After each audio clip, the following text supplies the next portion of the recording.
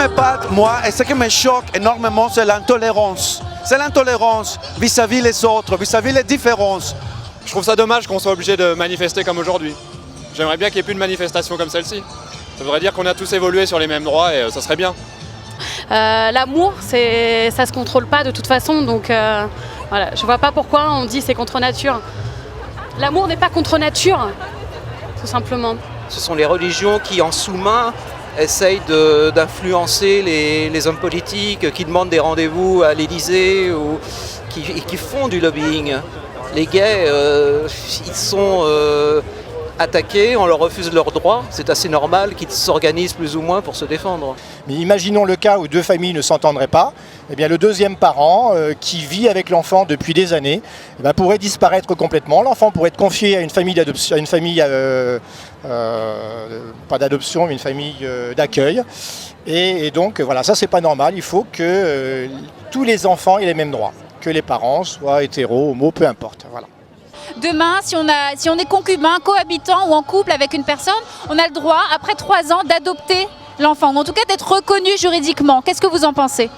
Je crois que c'est ce vers quoi il faut aller.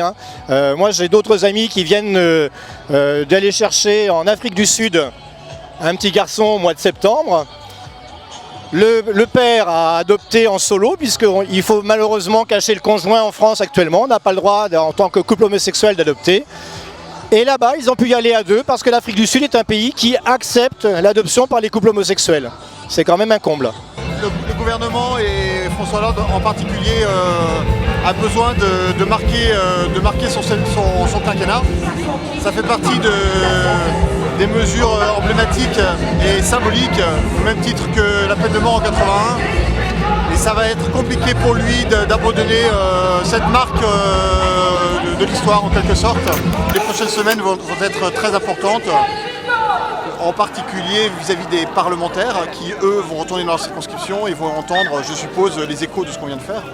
Et à cette occasion-là, l'une des solutions serait effectivement du côté des parlementaires de calmer le jeu et de faire en sorte que d'expliquer au gouvernement que ce projet de loi ne pourra jamais passer. Si le coup d'arrêt peut être mis assez rapidement via les parlementaires, ça nous éviterait d'avoir une mobilisation qui serait très, très néfaste pour le pays, encore une fois, et pour la nation dans 3 mois avec la procréation médicale assistée qui viendra au Parlement sur la loi sur la famille. Nous sommes bien plus nombreux que la dernière fois. Nous attendons encore les estimations de la préfecture de police. Nous pouvons déjà annoncer que nous sommes des centaines de milliers dans les rues aujourd'hui en France. Encore une fois, bravo à vous toutes et à vous tous pour votre mobilisation. Le débat arrive la semaine prochaine à l'Assemblée nationale en séance plénière. Faire l'égalité entière, une belle égalité complète, respecter tous les couples, toutes les familles, reconnaître tous les enfants, quelle que soit leur famille, et de fait respecter l'intérêt supérieur de tous les enfants. Tous les autres pays dans le monde nous regardent notre mobilisation en faveur de l'égalité. Nous allons gagner, nous avons